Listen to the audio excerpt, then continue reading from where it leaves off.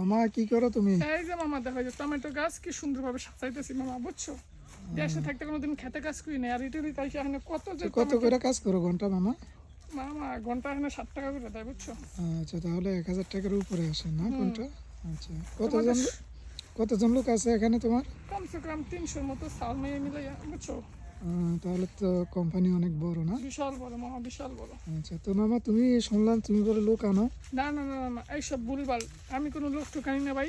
দয়া করে আপনারা ফেকারি থেকে সাবধান থাকবেন, বুঝছেন?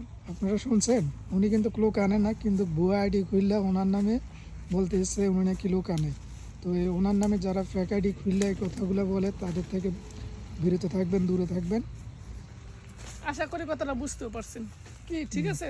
দয়া করে আমি ভিডিও বানাই, ভালো লাগে দেখেন, কিন্তু আমি লোকজন আনি না ভাই। একটা কথা সিধা খাস বাংলা।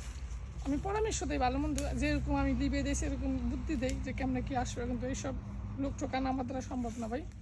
ওকে, সবাই ভালো থাকবেন, সুস্থ থাকবেন। খোদা হাফেজ।